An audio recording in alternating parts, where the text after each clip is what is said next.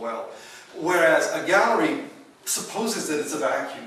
You put something in a gallery and all space and time is evacuated around it and it's frozen there.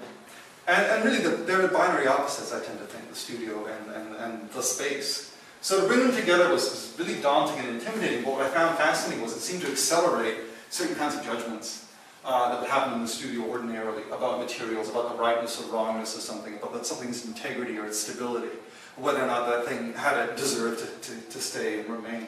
And that really interested me because one thing that the paper makes me really aware of, that I was already kind of aware of being an oil painter, is the passage of time and how it alters the work. And the way in which when you continue to work on something over time, repeatedly and repeatedly, you get this real sense that the work is changing in time even when it's not actually being physically altered. And that's something I think paint makes you aware of, but especially oils because of the particular vicissitude. The paper seemed to sort of bring that point home a lot more solidly, and working in this setting one more time. So it's been very kind of interesting that way to sort of watch the paintings go through this cycle very quickly. And I honestly would have trouble speaking about what kind of life they will have after this show.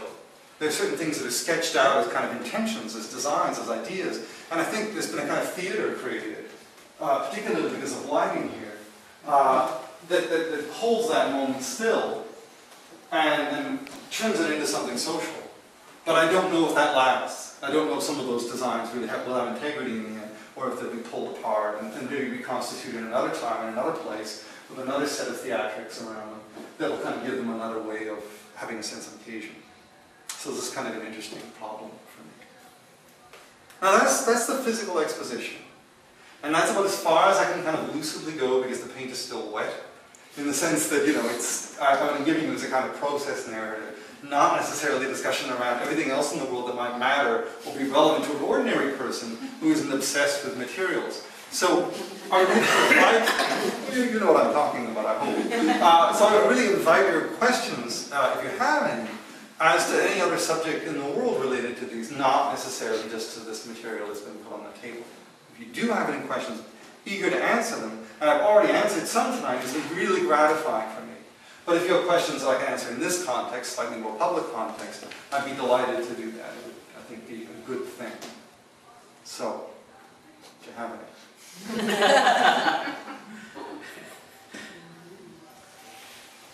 Well, I'm intrigued about the fact that they can be seen on either side. Is that a conscious thing? Or? Well, it's interesting. It's been a bit of a problem. I mean, just to backtrack, some of this work is wall-mounted now, like the piece over there, and most of the deluge work was wall-mounted. And it was meant to hang from either end. And in fact, that became part of the integrity of the composition was if one end, if the string holding up on one end, the string or the wire, whatever, was pulled up, it made a taut line on the other. So in fact, the composition relied on that being pulled up in order to have that line, and the line made the piece work, in my mind. And there became this connection between the hanging device and the actual composition of the painting as visual structure, as the idea that the painting has a structure that makes it satisfying. And so there's this sort of interesting thing about how you work with the wall. There were a couple of occasions where I hung them from the ceiling, and it was partly because of the setting. The slide room gallery has a really aggressive old wall pattern, and I didn't want to have to fight with it, because I had a feeling it would age the work in a way that wouldn't be helpful, because this work already has a particular time signature, and I didn't really want to mess around with that, to put it lightly. So hanging them from the ceiling became a kind of necessity. It interested me that with some of the work, especially the things in the last few years, the experience of one side was so drastically different from the experience of another that it was really like two different experiences of work. And I felt they fed through and spoke to one another, but while looking at one, I really would never think about looking at the other. And I think if you look at my website, you'll see images of some of this work where you look at one side of an image and it's a completely discrete thing from the other. I never felt I was going to keep that up. It felt like a possible trap, like a kind of trope that would get cute after a while, like something that would just in a sense become a kind of trick to play through. I mean, even tonight, Sandra O'Dore was saying, well, what about the frame? When is the frame leaving the picture?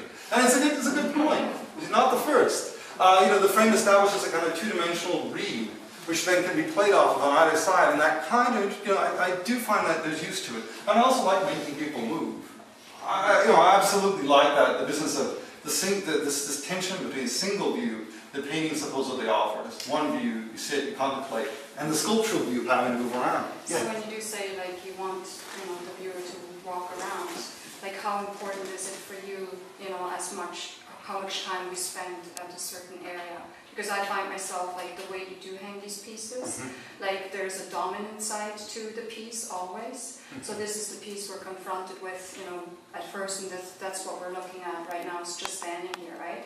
And yes, we go and glance behind it, but I have to say, when I glance behind it, some of the pieces, like, you know, they just don't interest me, you know, as much. Well, I like the idea that I can go behind it, but, you know, it doesn't, you know, keep me there, let's put it that way. Whereas this piece there, I love the way it's, you know, the bulbous forms. And so there, like, I find myself, I want to stay there and look at it a little bit longer. So I think this is, you know, maybe something we need to...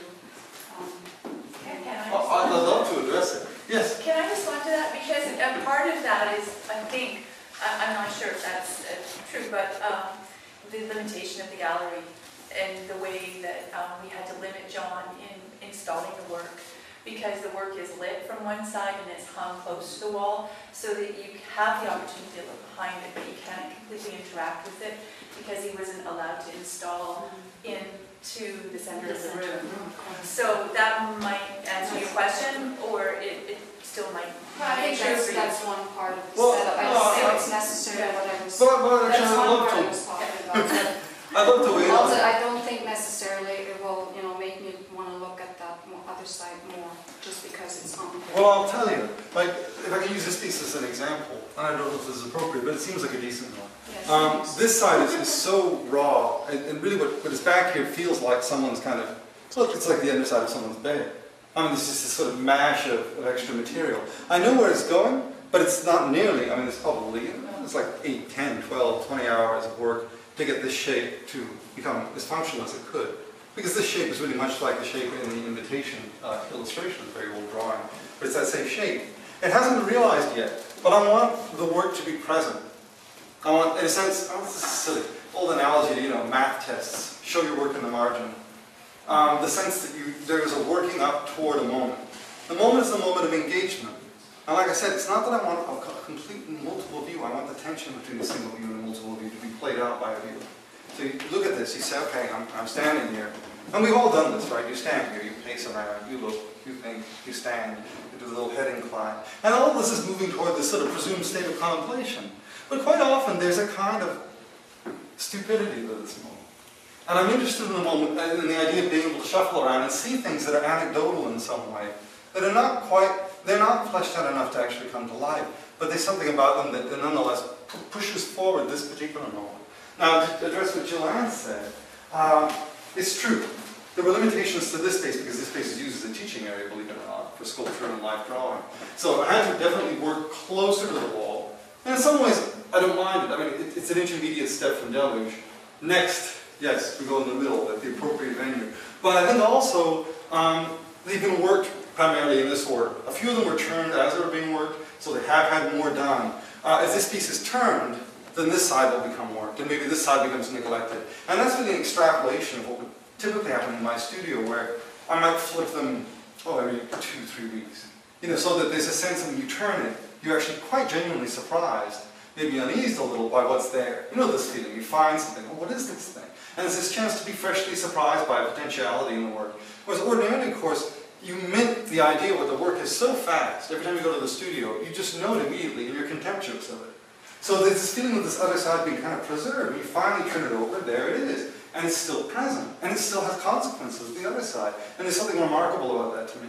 So in this case, I'm content in this exhibition setting to leave this side to lapse into a kind of neglected wilderness and to let this side become more important. But ultimately, I think the issue of whether there's one view or several views, it's a slippery one. And I can't say, although I value what you're saying, and I agree in some ways, I can't say there's only one view. I don't think that would be true to say. Otherwise, it's exhausting. Why do it?